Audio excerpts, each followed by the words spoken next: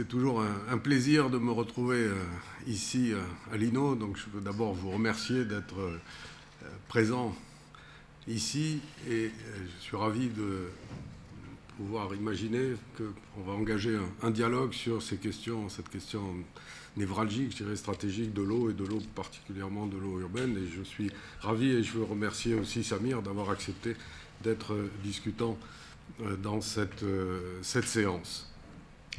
Alors, j'ai apprécié les compliments dont Aziz m'a gratifié.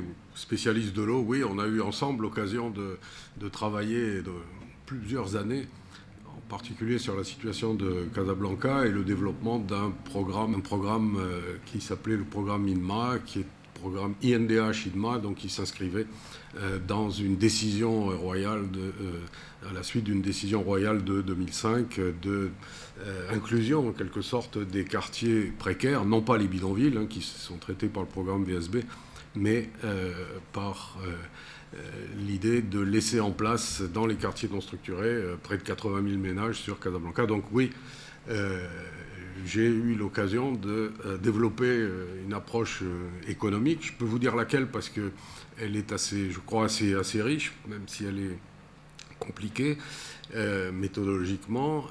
Ce qui m'est apparu, pour en parler rapidement, c'est un peu un aparté que je veux faire en préambule pour vous expliquer comment j'ai travaillé et ce que j'ai vu. C'est en fait la mise en œuvre d'un investissement public, puisqu'en réalité, même si c'est une concession attribuée à un opérateur privé, relevant néanmoins du droit marocain, on avait là un exemple tout à fait intéressant des coûts, je dirais des coûts cachés que pouvaient générer ces dispositifs d'inclusion et d'accès aux services. Alors, l'intérêt de l'eau, c'est que les enjeux capitalistiques sont énormes, les enjeux sociaux, les enjeux environnementaux, puisqu'il y avait aussi une dimension d'assainissement, donc de santé publique au-delà de l'aspect technique de l'eau. Et donc, c'était un enseignement pour moi, pour nous. On a travaillé avec Aziz avec des focales un peu différentes sur ces questions. Et oui, ça m'a sensibilisé à cet enjeu stratégique qu'est l'eau. Je n'ai pas du tout, vous l'avez compris, une approche ni hydrologique, ni technique. Je ne suis pas un bailleur de fonds, donc c'est une vision, je dirais, anthropologique, systémique, de cet accès aux services, vu du côté de la demande, mais aussi de l'offre, dans tout ce qu'elle a de variables selon les contextes. Alors, on a convenu avec Samir que lui pourrait plutôt s'appuyer sur les exemples marocains, même si moi je vais y faire référence. Mais en réalité, je voudrais vous dire ce qui m'a conduit à vous proposer cet intitulé « Quelques repères pour comprendre l'évolution de l'offre conventionnelle en eau urbaine depuis les années 2000 ». Si je précise, quelques repères, c'est-à-dire que je ne vais pas développer une théorie sur la question, une somme totale, mais c'est une interrogation que j'ai sur la façon dont les paradigmes qui étaient fermement installés dans les années 2000 autour de l'eau, il y avait des certitudes, on l'a mentionné, plutôt néolibérales, qui était une vague qui s'est répandue, qui s'est disséminée, et qui fait que on a eu un basculement des paradigmes autour des... Ça a commencé, je dirais, autour des années 80, on y reviendra rapidement, mais ça s'est concrétisé en fait dans la décennie 90 où il y a eu une entrée du capital privé, d'opérateurs privés dans ces dispositifs de distribution d'eau. Et donc j'ai travaillé 6-7 ans sur ces questions et puis chemin faisant, continuant à travailler sur des questions que je pourrais appeler gouvernance territoriale, c'est-à-dire le multi-acteur, comment le multi-acteur fonctionne pour permettre l'accès aux services et qu'est-ce que ça signifie de tenter de mettre en coordination, en synergie du multi-acteur. Ça intéresse beaucoup l'économie parce que tout ça est perclus, je dirais, de coûts cachés divers et variés, d'externalités positives, négatives. Et donc les enjeux économiques et financiers, au bout du compte, sont considérables. Donc je me suis intéressé sur la question du devenir, en quelque sorte, de ces certitudes qui avaient été mises disséminées plutôt à travers le monde à partir des années 2000. Et que sont devenues ces certitudes? C'est la question que je voudrais évoquer, et donc en regardant depuis 2 décennies comment ont évolué les différents volets de la problématique de l'accès aux services urbains. services urbains en eau potable, assainissement et pluvial. Je parlerai de l'eau urbaine. Ce sera, si vous permettez, une terminologie resserrée qui renvoie à ces trois composantes. Le pluvial, lié au changement climatique, devient une dimension importante. Au passage, vous percevrez peut-être que tout ça se fait à investissement croissant. La distribution d'eau potable est déjà capitalistique, l'assainissement l'est encore plus. Si dans l'assainissement, évidemment, on met au bout de la chaîne, on met l'épuration, on a évidemment là des coûts considérables. Et si on rajoute le pluvial, qui était dans la plupart des cas embryonnaire, on pourra voir pourquoi du point de vue de l'urbanisation, eh bien on a là des besoins de capitaux qui sont considérables. Donc, que sont devenues ces certitudes néolibérales qui ont fait florès donc, dans la décennie 90 et qui prétendaient résoudre le problème. L'appel au privé qui allait financer était une sorte de magie par laquelle on allait pouvoir régler ces problèmes. Alors évidemment, tout ça se situe dans un contexte qu'on va évoquer. Une autre interrogation que je me suis posée, et qui est de l'ordre de l'évidence, mais il s'agit pour moi d'emboîter tout ça, quelles nouvelles contraintes, quels nouveaux paradigmes ont modifié la problématique de l'offre des services urbains dans les contextes en développement. On peut en citer rapidement, on y reviendra aussi, les changements climatiques, la financiarisation, l'urbanisation, la démographie. Enfin, on a une série de facteurs qui vont agir, pressionner cette offre de services en eau, avec en plus une évolution des contextes de développement. La notion de sous-développement ou de envoi de développement a été largement, je dirais, revisitée dans la pratique. On a maintenant une typologie de pays avec des dynamiques nationales différentes, même si on peut les regrouper, mais qui font qu'on n'est plus dans la situation, en tout cas dans les représentations qu'on avait dans les années 90 et avant, encore plus nettement, évidemment.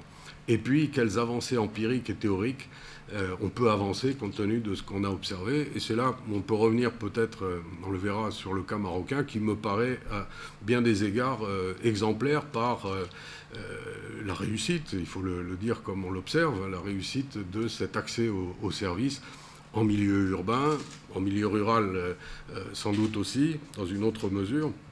Mais on a là quand même un enseignement dont il faut tirer évidemment toute la richesse. Voilà, donc vous voyez la préoccupation que j'ai. On part de certitude de l'ère néolibérale des décennies 80-90. Je rappellerai rapidement, et on ne va pas faire tout ça en détail, je dispose d'une grosse demi-heure, mais on voit bien, enfin on se souvient qu'il y a eu un basculement plus qu'idéologique, c'est une prise de pouvoir que les néolibéraux attendaient dans des associations, des groupements, des clubs dans lesquels cette idéologie était en train de se structurer et qui a fini par prendre le pouvoir, c'est Thatcher et Reagan, Thatcher en Angleterre, Reagan aux États-Unis, qui finalement vont faire que cette idéologie, cet autre projet de société va s'emparer des États et les mettre à leur mesure, en quelque sorte. Tout ça a été dans les années 89, a été défini à travers le consensus de Washington, où, rappelons-le rapidement, libéralisation, recul de l'État, vérité des prix, primauté, des choses que vous avez sans doute encore en tête, appel aux opérateurs privés, etc., ajustement structurel, toute une boîte à outils qui a été disséminée, qui a sévi pendant des années, et donc qui vont configurer à cette période, qui vont configurer peut-être pas tant la réalité de l'offre de services, mais en tout cas lui donner une orientation, une tendance qui est caractérisée par exemple, des slogans qu'on a entendus, low pay low, c'est-à-dire qu'il n'était plus question de subventionner, la volonté de payer des consommateurs qui ne demandaient que à délier leur bourse pour financer l'accès aux services. Le fameux recouvrement intégral, c'est le mot intégral qui est important, le recouvrement intégral des coûts, évidemment, qui est le corollaire de low pay low.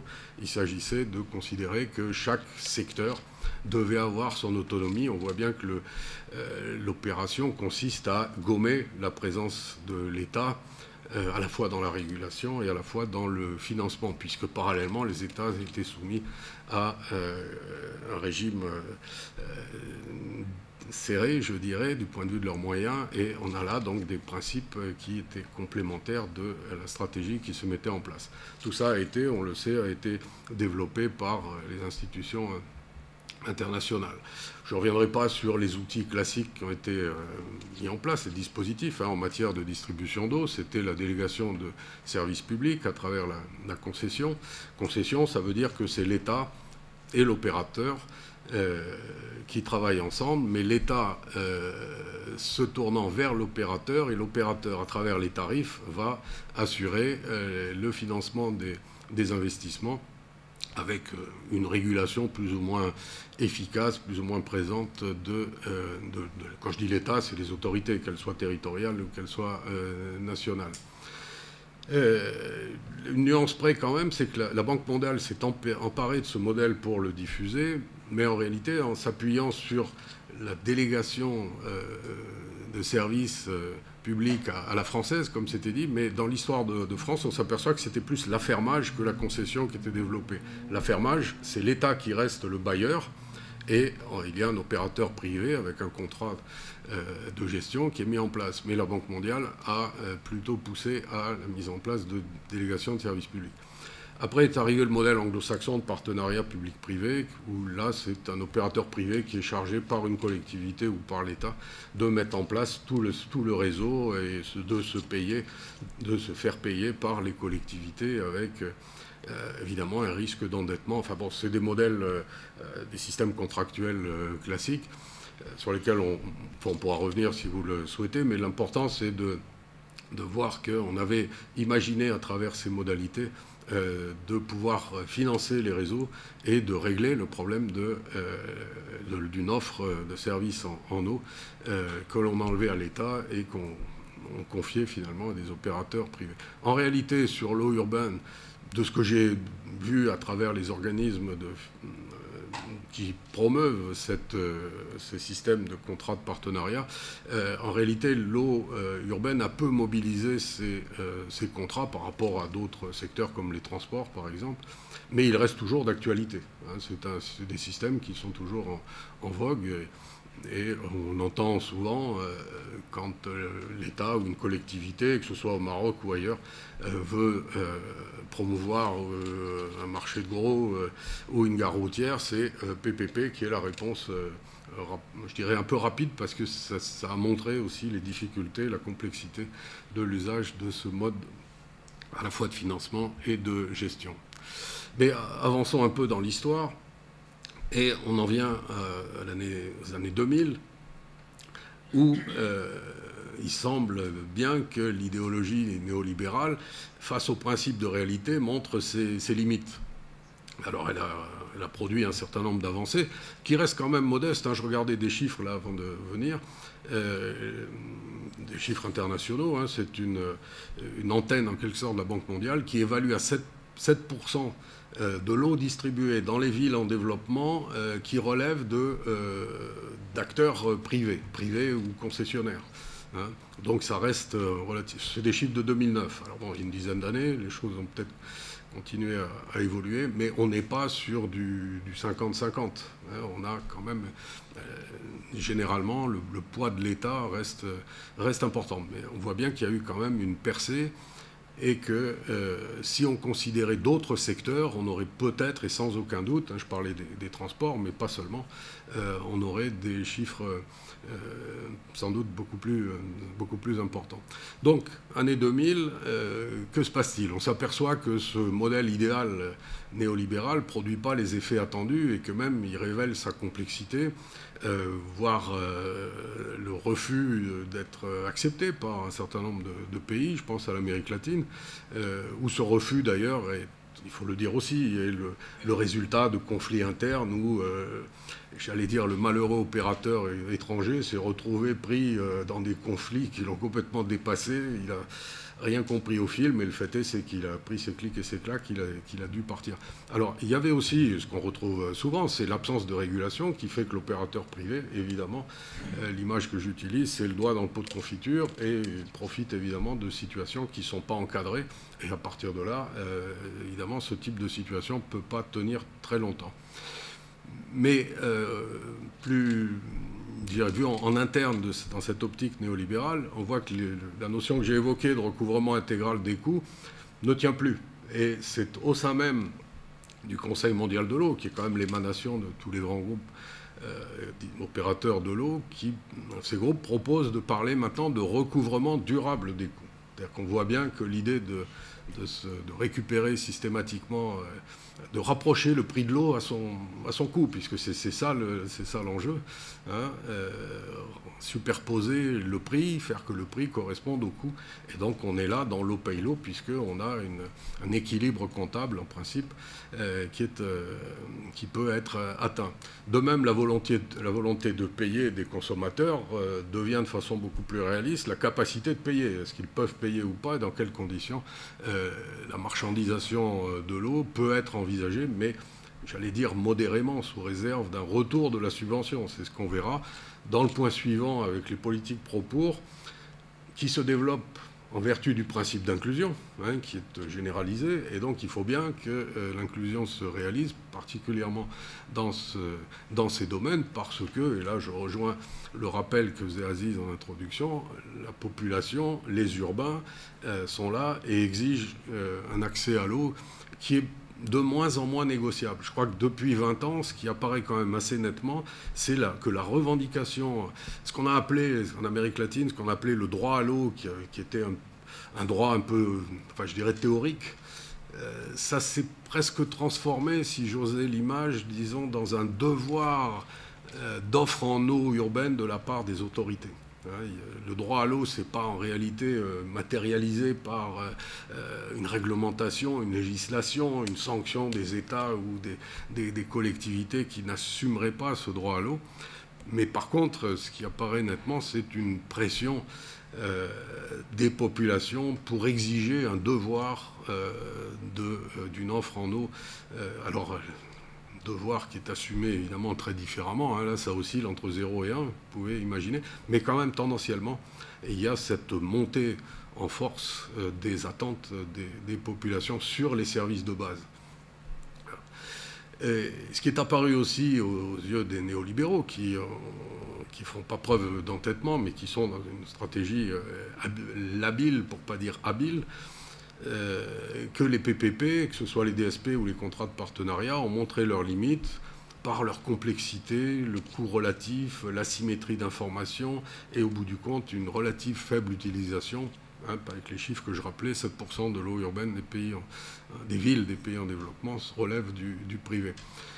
C'est vrai, on ne va pas rentrer dans le détail, mais mes collègues spécialistes de la technique, je dirais, de l'eau confirmeront sans aucun doute que le montage de contrats de partenariat public-privé sont extrêmement compliqués si on veut tenter de réduire l'incertitude et les risques de judiciarisation qui maintenant font florès autour de ces contrats parce qu'ils sont déséquilibrés, parce qu'ils n'ont pas tout prévu, parce qu'ils s'inscrivent dans la durée de vie des équipements qui sont de 20 ans, 30 ans, et vous imaginez que les conditions réelles, pratiques, évoluent tellement vite qu'il y a là un contraste, je dirais, entre la souplesse dont ce partenariat devrait bénéficier et des contraintes juridiques, réglementaires fortes. Donc on voit que ces limites et le dysfonctionnement du marché vont conduire les institutions internationales à reprendre la main. La nature a horreur du vide, la nature politique internationale aussi, et du coup, on peut donner du sens à l'apparition des objectifs du millénaire de 2000 à 2015, puis aux objectifs de développement durable de 2015 à 2030.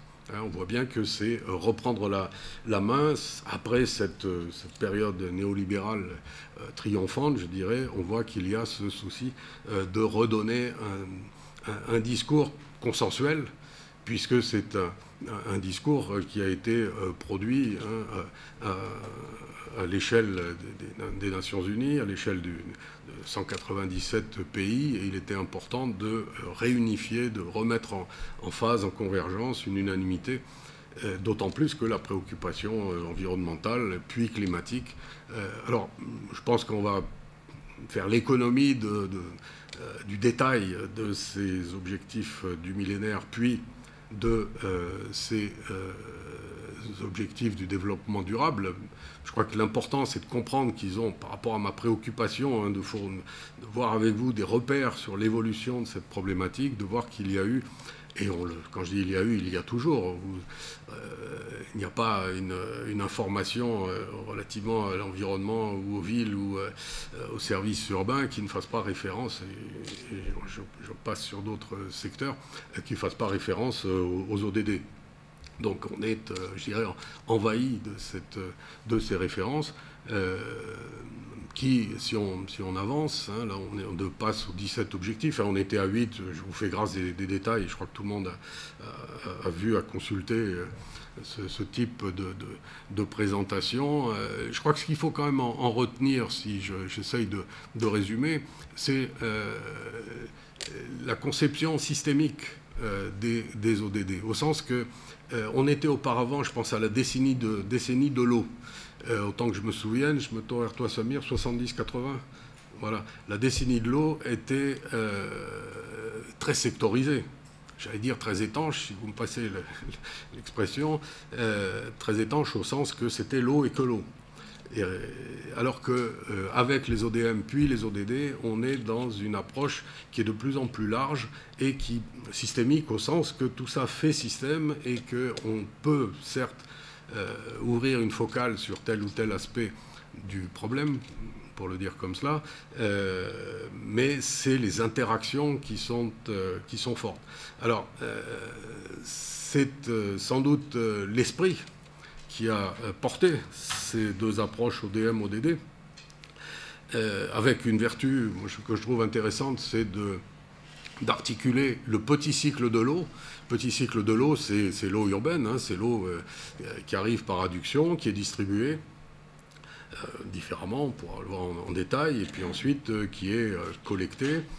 Et dans le meilleur des cas, il s'attend à être majoritaire, en particulier au Maroc, c'est l'épuration et la circularité de ces flux, puisque l'eau, une fois épurée, est utilisée en agriculture, ou peut-être même avec des usages plus exigeants, je dirais, en qualité. Mais on a donc, vous voyez, une circularité, c'est le petit cycle de l'eau. Le grand cycle de l'eau, c'est le cycle naturel, depuis l'évaporation, les nuages, la pluie, les eaux superficielles ou les eaux phréatiques et l'usage qui en est fait, ou par la nature ou par l'homme. Et si c'est par l'homme, on retombe dans le petit cycle de l'eau.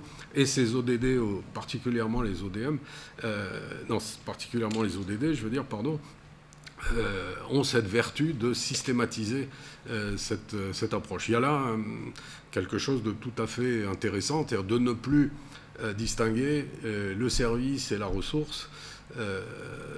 Il y a une référence aux interactions. Ça, c'est l'esprit qui a sans doute plané autour de cette conception.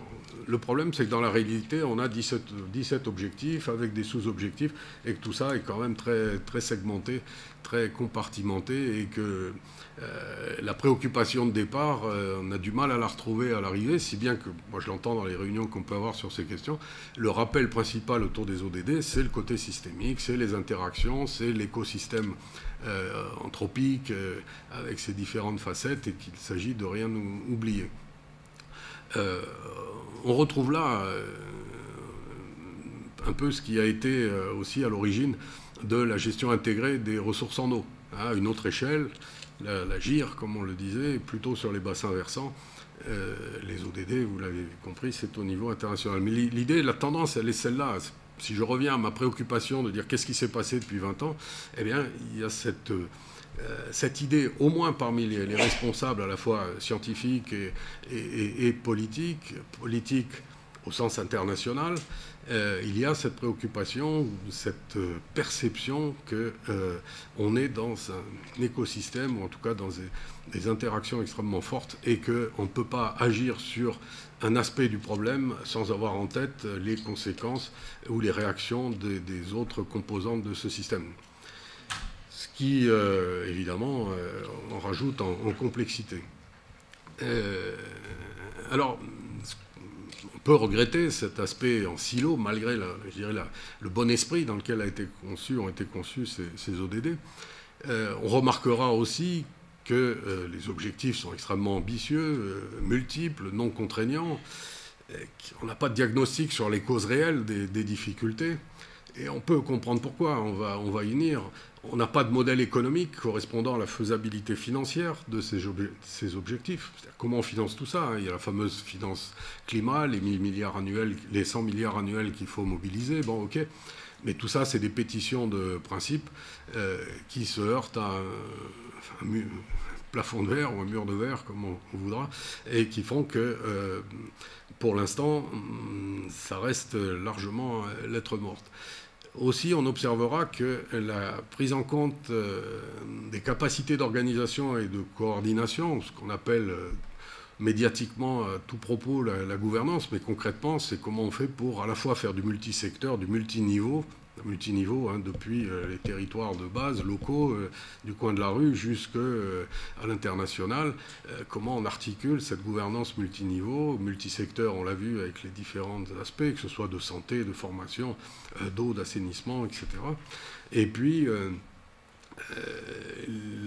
l'aspect aussi de ce multi-acteur, c'est-à-dire que ce n'est pas que l'État en tant que tel qui va agir, l'État va appuyer, l'exemple marocain est remarquable de ce point de vue-là, mais ensuite on a toute une chaîne de décision, une chaîne opérationnelle et une chaîne de pouvoir, c'est-à-dire que la société civile va s'affirmer, le déconcentré va être là, le décentralisé est là dans sa pluralité, que ce soit les communes, les régions, les associations, les groupes de pression, les bailleurs nationaux, internationaux, les ONG. Enfin, vous avez en tête cette nébuleuse complexe qui va agir sur l'offre en eau. Et on a là quelque chose de, évidemment, très, très complexe. Alors, est-ce que tout ça permet d'avancer ? Oui, certainement. On a quelques chiffres, hein, on ne va pas s'encombrer de ces données, mais on constate qu'on a toujours 2 milliards de personnes qui n'ont toujours pas accès aux services d'eau gérés en toute sécurité, 4 milliards ne bénéficient toujours pas de l'assainissement, donc il y a encore beaucoup de travail. La situation en Afrique est particulièrement préoccupante, hein. Là, les chiffres tombent à 27% de la population qui dispose d'un service d'eau de qualité, 18% pour l'assainissement. Les inégalités de toutes sortes entre pays, entre zones urbaines et rurales, entre quartiers informels et les centres-villes. C'est quelque chose qui va planer sur cette offre en eau. On va en voir les conséquences, hein. C'est que les inégalités vont aboutir à modifier profondément la configuration de l'offre. On va y revenir plus tard. On constate que le manque d'accès à l'eau et à l'assainissement pèse davantage sur les femmes et les filles. Voilà, donc une situation qui a évolué positivement, hein. Il ne s'agit pas j'allais dire, tirer sur l'ambulance. Cette ardente obligation que représentent les ODD ont le mérite d'exister, le mérite de représenter une référence, mais évidemment ne règle pas le problème en soi. Elle crée une incitation, je dirais presque morale, éthique, mais sûrement pas politique d'abord, parce que évidemment chaque pays conserve toute sa souveraineté. Et c'est une évidence que cette souveraineté, pour l'instant, n'est pas compatible avec une gouvernance mondiale. On n'est pas dans une eau internationale, une offre en eau internationale qui relèverait d'une sorte de bien commun qui serait partagé. Donc cette limite politique nationale est très forte, ce qui va amener à des disparités importantes. Qu'est-ce qu'on observe dans cette évolution tendancielle au singulier des modes de distribution d'eau urbaine? Eh bien, je reviens rapidement sur ce que je disais, la pression des populations pour un accès amélioré à cette eau. Alors, c'est pas une lutte de chaque instant, mais que ce soit sur les prix ou sur les besoins en eau, que ce soit une revendication directe ou indirecte, il y a là une pression qui s'exerce et qui est de plus en plus palpable, en quelque sorte. Même si elle n'est pas... elle ne donne pas lieu à une revendication explicite seulement sur l'eau. Elle va alimenter une mobilisation, je dirais, sociale, qui ne peut plus être ignorée quand elle existe, cette revendication, qui ne peut plus être complètement ignorée ou encore moins réprimée. La notion de service public recule très clairement, même si le privé n'a que 7%, on voit bien que dans les discours, on n'a plus cette référence à l'idée de service public. Service public, c'est quoi? C'est en fait répondre aux besoins urbains, en l'occurrence, en eau potable et assainissement, au profit d'une offre, enfin d'abord au profit d'une population qui est, je dirais, qui est vue de façon homogène. Il n'y a pas de quartier géographique, il n'y a pas de strate sociale. Un citoyen a droit à un accès à l'eau. Cette idée-là, elle se trouve encore présente. Moi, je trouve que le modèle marocain, il fait référence, pas de façon, je dirais, affirmée, mais dans la pratique, on voit bien qu'on a cette réalité de ce souci d'un service public qui donne, ou d'un service au public au moins, et qui se concrétise. Ce n'est pas le cas partout, et on a, au contraire, on va le voir, des formes de ségrégation, je dirais, socio-spatiale en matière d'accès à l'eau, qui deviennent maintenant caractéristiques. Parallèlement, évidemment, la notion de monopole naturel finit par disparaître. Monopole naturel, il s'agit de quoi? Il s'agit de considérer que sur des réseaux qui sont fortement capitalistiques, qui coûtent très cher, on ne peut pas avoir 2, 3, 4 concurrents qui font chacun leur réseau de distribution, leur station d'épuration. Ce serait un gâchis considérable, et l'idée étant que le monopole naturel revient à confier à un opérateur unique, qu'il soit public ou privé, en l'occurrence, à la fois l'investissement, la gestion, la fourniture, l'évacuation des eaux, etc. L'idée étant que l'économie d'échelle qui est proposée à cet opérateur va permettre de contenir les prix dans des zones acceptables, en quelque sorte. Donc, la référence au monopole naturel qui a servi longtemps, qui a été évidemment le paradigme prégnant, je dirais, est plus tout à fait d'actualité, même si dans la réalité on est souvent encore là, mais on voit qu'il est fait place à des idées de sortir de ce centralisme du réseau, et qu'on peut imaginer des réseaux pas forcément concurrentiels, mais en tout cas géographiquement différenciés, et on est sur peut-être des monopoles naturels, mais qui changent d'échelle. On n'est plus dans des modèles centralisés, on est des modèles plutôt décentralisés, et qui porte évidemment, qui remet en question les paradigmes qui avaient cours avant l'ère néolibérale. Et puis du coup, on a aussi la remise en question du modèle économique d'une offre en eau urbaine fondée sur, comme c'est le cas au Maroc, sur la péréquation, la mutualisation, le multiservice. Au Maroc, c'est l'eau, l'assainissement, l'électricité, avec des flux croisés de financement qui permettent d'avoir un modèle économique viable, puisque les secteurs déficitaires, je pense à l'assainissement, et peut-être le pluvial aussi, mais c'est encore autre chose, sont financés par les secteurs excédentaires comme l'électricité. Ce mouvement de bascule donne une cohérence au système national.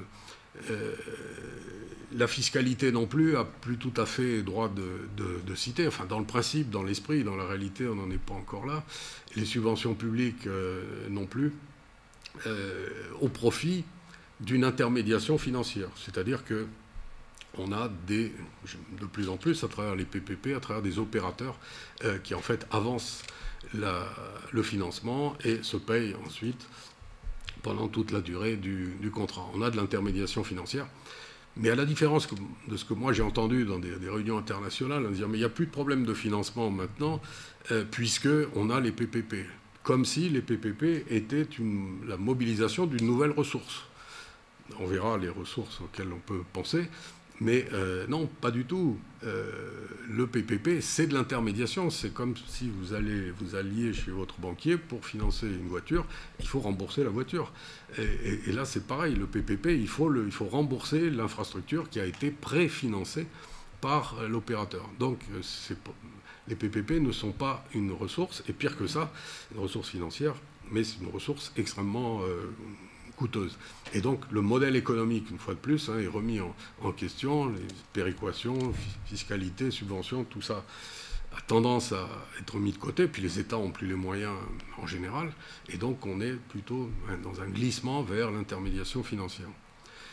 Et puis on a, ça c'était du côté de l'offre, et du côté de la demande, on a une segmentation qui est quand même maintenant assez nette. Alors on peut prendre deux exemples les plus emblématiques, c'est presque symbolique, mais enfin c'est un symbole ils sont faits pour ça, les symboles qui révèlent des tendances. On a d'une part des politiques sociales, je dirais pro-pauvres, pour les pauvres, visant à donner aux quartiers d'habitat précaire un accès aux services de base. Ça, c'est par le bas, si vous permettez la formule, et par le haut, les résidences fermées, les gated communities, qui sont ces ensembles fermés qui, les deux, appelant à des solutions spécifiques. Alors, pour ce qui est des quartiers pauvres, on voit que pour ONU Habitat, l'accès à l'eau va déterminer, le type d'accès à l'eau va déterminer une définition du bidonville. Il y a un certain nombre, il y a cinq critères, logement durable, enfin plutôt quand ces critères ne sont pas satisfaits, on est dans un bidonville. Si le logement n'est pas durable, si la surface de vie n'est pas suffisante, si l'accès à l'eau potable, quand elle n'est pas accessible et qu'elle n'est pas à un prix abordable ou géographiquement abordable, donc avec un effort excessif, ou bien pas de sanitaire, ou bien une sécurité, une insécurité dominante, on est dans une situation de bidonville. Enfin, c'est l'idée que s'en fait ONU Habitat, mais on voit bien que l'accès à l'eau est une composante de ces quartiers pauvres sous-équipés au sens de bidonville, non pas quartiers non structurés qui relèvent d'un autre schéma. Ces bidonvilles continuent à progresser dans le monde, même si en proportion, leur poids dans la population diminue. En termes absolus, on a une croissance importante.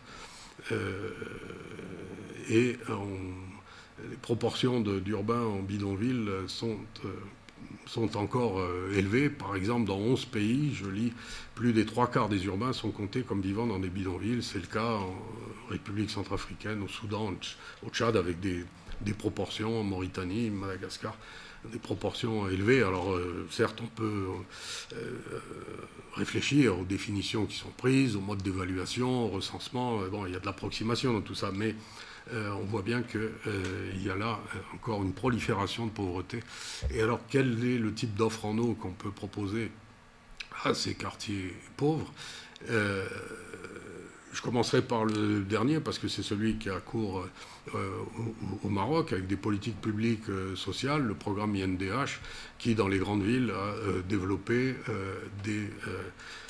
la mise en place de dispositifs d'accès aux services d'eau et d'assainissement et d'électricité, tout à fait intéressants, qui donnent des résultats probants et qui gagnent à être connus.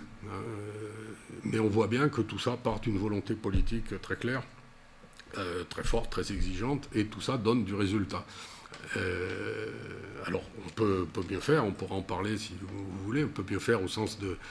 au-delà de l'efficacité, il y a l'efficience. Je ne vais pas aller plus loin dans le raisonnement, mais on a quand même un résultat intéressant. Le programme sur lequel on a travaillé a atteint les 3/4 maintenant des objectifs qui s'étaient assignés en 2005, donc 15 ans après. On a pratiquement un raccordement généralisé des quartiers d'habitat non réglementaire. Alors ça, c'est pour les politiques sociales classiques qui sont relativement répandues, mais sinon, dans l'urgence, il y a d'autres solutions en Afrique qu'on retrouve.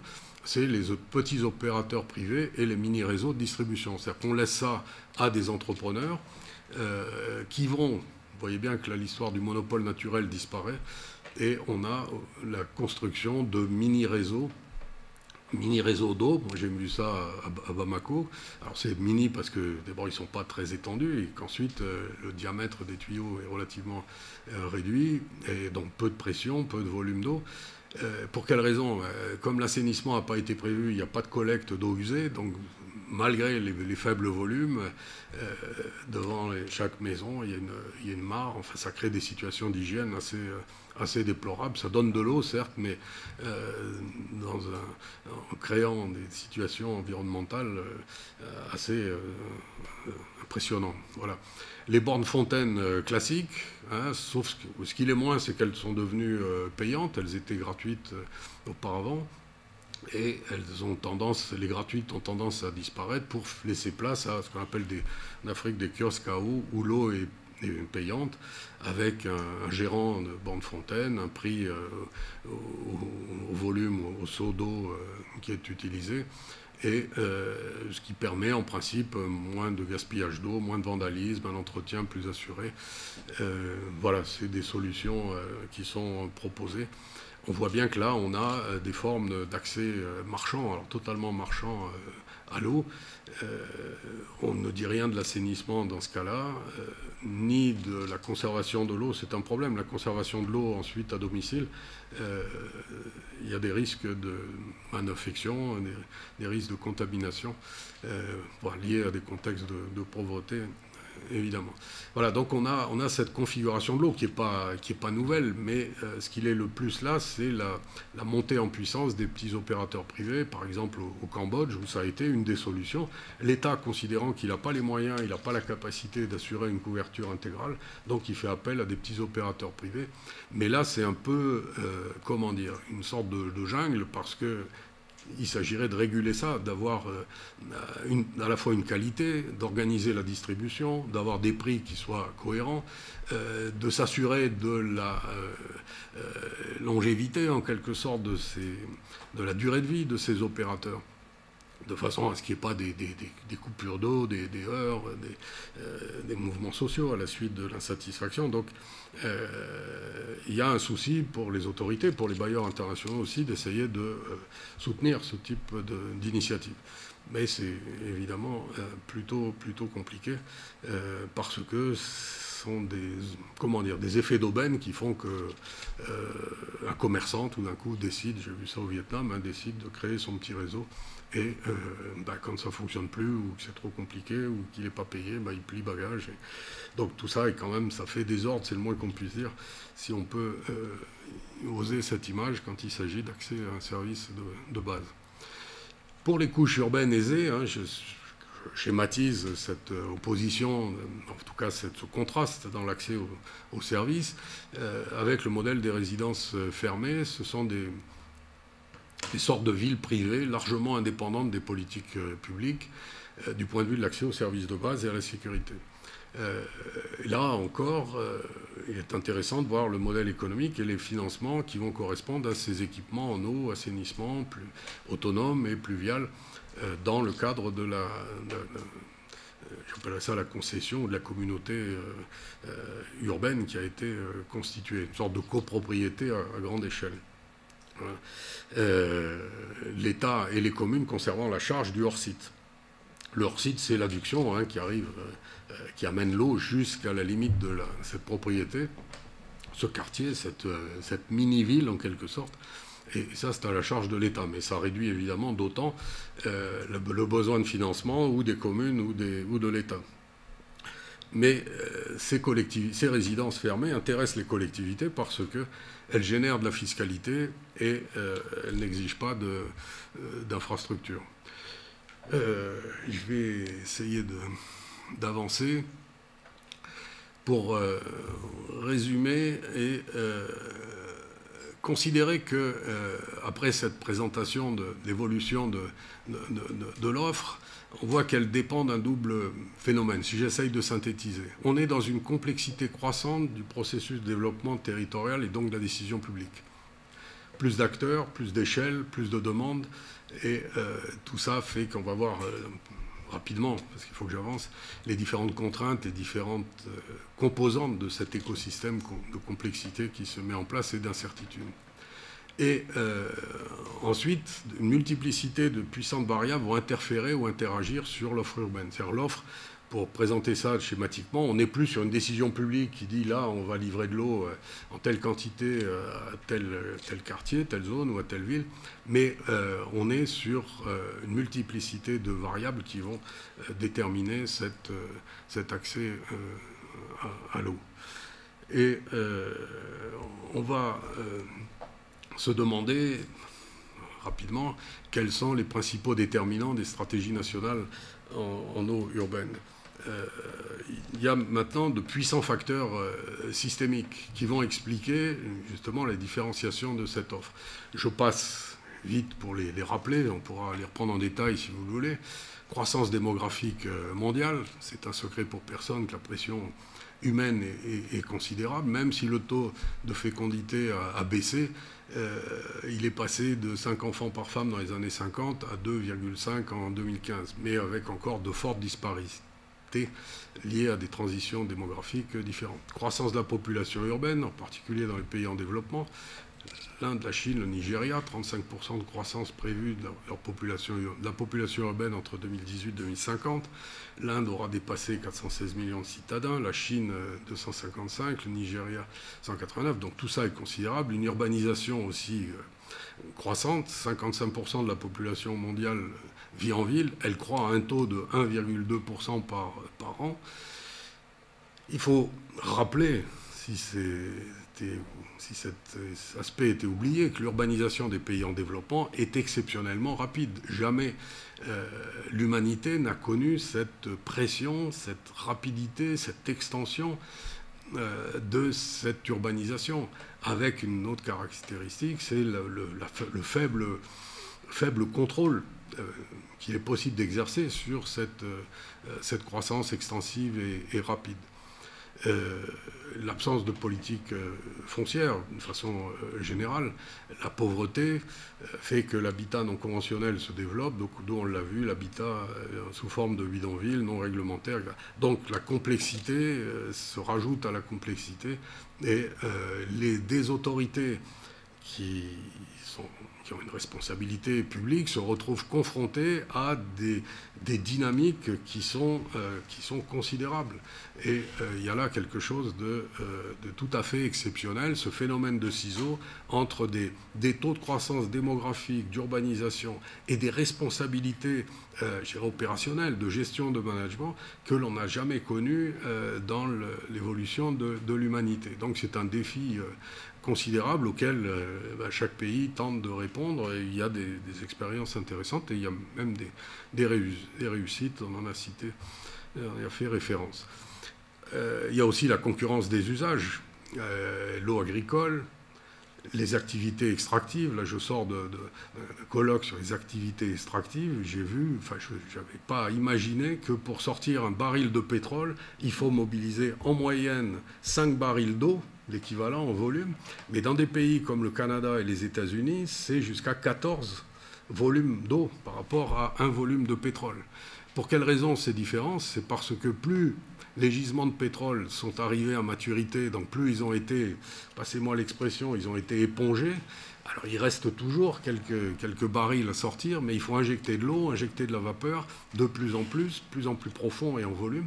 Et on arrive à ce ratio incroyable qu'un baril de pétrole dans ces gisements qui ont été, je dirais, largement exploités, on a maintenant la nécessité d'injecter jusqu'à 14 fois les volumes d'eau. Et les chiffres prouvent, j'ai vu ça là, récemment, que même si on rentrait dans une activité économique décarbonée, donc avec une baisse de l'utilisation du pétrole, eh bien, la croissance de besoins en eau correspondant à ce qui resterait encore en exploitation des gisements de pétrole continuerait à croître entre 10 et 20% par an. Donc même si on décarbone, même si on utilise moins ces ressources pétrolières, la croissance de l'usage en eau, et on le comprend bien, parce que on va siphonner jusqu'à la dernière goutte de pétrole, et donc il faut plus en plus d'eau pour y arriver. Et puis il y a un autre facteur qui détermine aussi la réalité de l'offre en eau urbaine, c'est ce que j'appelle une litote, l'impatience sociale et l'inclusion. C'est-à-dire qu'on a là une pression sociale qui exige évidemment d'avoir accès aux services. Donc au bout du compte, on a des prélèvements hydrauliques qui ont plus que doublé depuis les années 60, compte tenu de cette demande croissante et d'une croissance démographique importante, ce qui fait qu'on aboutit à des situations dont vous avez entendu parler, ce qu'on appelle maintenant le jour zéro, c'est-à-dire des grandes villes comme le Cap en Afrique du Sud, ou Chennai en Inde, ou Rome en Italie, qui rentrent dans des situations de pénurie telles que il n'y a plus d'eau au robinet, et donc des situations de tension. Alors, sans doute régulées, il y a des solutions qui se mettent en place, mais on n'est plus dans cette idée qu'on pouvait avoir il y a encore 20 ans, où l'eau était disponible, la question c'était de l'amener jusqu'au robinet. On voit que la question de la ressource impacte directement l'évolution de la ressource liée au changement climatique qu'on va retrouver ici, impacte directement l'accès aux services. Donc, changement climatique, je ne vais pas y revenir si je veux avancer, mais qui sont déterminants. Moi, je vois sur Casa comment, par exemple, en matière de pluvial, il faut changer le diamètre des tuyaux d'évacuation. Ou comment il faut multiplier le nombre de bassins d'orage, de bassins de rétention, pour éviter d'avoir à faire des tunnels considérables. Mais de toutes les façons, il y a un nouveau dispositif coûteux en foncier, coûteux en finances, directement impliqués par le changement climatique, sans parler des questions d'atténuation, d'adaptation, qui évidemment vont impacter aussi l'offre de services. Transition énergétique, on y était. Le contexte de financiarisation, il faut le mentionner, hein, les PPP ont quelque chose à voir avec cette référence, mais qui fait qu'on a un paradoxe dans l'économie actuelle, c'est qu'il y a une surabondance de liquidités et d'épargne, mais qu'elle se mobilise que dans la sphère spéculative financière. C'est pas moi qui le dis, c'est pas un jugement idéologique, c'est la réalité de l'appétit financier des traders et des fonds de pension qui, évidemment, recherchent des niveaux de profitabilité qui est incompatible avec des financements d'équipements qui sont rentables, si tant est qu'ils le soient, à long terme. Et donc qui nécessitent nécessairement l'intervention de l'État pour justement amortir cette rentabilité particulière de ces secteurs. Et donc, c'est un paradoxe apparent que cette bulle financière énorme, elle ne s'intéresse pas à ce type de secteur. Et je ne veux pas anticiper, mais sur ce qu'on voit actuellement avec les histoires de taux négatifs, on voit bien que les États prennent conscience, les États les plus riches, je dirais, prennent conscience qu'il y a un recul à la fois... oui, il y a un recul de l'économie productive, puisque tout largement va dans la sphère spéculative financière. Donc l'économie productive se rétrécit, donc faible taux de croissance, donc problème de chômage, d'instabilité, populisme, etc. Et donc il faut relancer la machine. Et on est maintenant, si vous suivez les informations financières au jour le jour, c'est j'allais dire, une heureuse surprise de voir qu'en réalité, on peut emprunter et qu'on remboursera moins. C'est ça le principe des taux négatifs. On remboursera moins que ce qu'on a emprunté. Et ça sur plusieurs années, évidemment, voire plusieurs décennies. Et donc il y a là, évidemment, une perspective de reprise en main par les États du financement de l'économie productive, dont c'est l'espoir qu'on peut avoir, encore qu'il faut être prudent, parce que derrière cette machine, il y a de l'endettement, mais de relance finalement du financement de ces réseaux par cette nouvelle modalité des taux négatifs. Mais ça, c'est une hypothèse qui n'engage que moi. En tout cas, ce qu'elle signifie, c'est que les États sont invités à reprendre la main parce que l'économie financière ne fait plus tourner la machine. On arrive à des taux de profit considérables, mais qui concernent une élite extrêmement réduite, et que, à la différence de ce que disait Ford, où il souhaitait que ses ouvriers puissent acheter ses voitures, l'économie financière, c'est tout à fait l'inverse. Plus on exclut, plus on gagne, plus on exclut de main-d'œuvre, plus on gagne, parce que, en réalité, c'est fondé sur une sorte de délire, je dirais, de profitabilité qui fait que on est dans un cercle vicieux à la hausse, une sorte de cyclone, mais qui peut être gravissime, confère 2008, et peut-être ce qui nous attendra arrivera prochainement. Enfin voilà, il y a là donc un enjeu particulièrement important autour dans le contexte de financiarisation. Notre point rapidement, si vous permettez, c'est ce qui me paraît important, c'est de voir la typologie des pays. On n'est plus dans pays développés, pays soviétiques, enfin pays socialistes, républiques socialistes, pays en développement. On a maintenant des pays développés en croissance lente. Je ne reviens pas à ce que je disais précédemment. Les pays émergés, en croissance rapide, les anciens nouveaux pays industriels, les dragons asiatiques, etc. Les pays qu'on pourrait dire émergés, hein, les pays les moins avancés. Et puis des pays à faible revenu et des pays en crise sociale ou politique plus ou moins intense, ce qui fait que là, difficile d'imaginer des politiques publiques d'accès à l'eau. C'est sauf qui peut, c'est de l'humanitaire, c'est tragique, mais alors bon, différents pays peuvent relever de cette catégorie à des niveaux différents. Je ne mets pas tout évidemment au même niveau.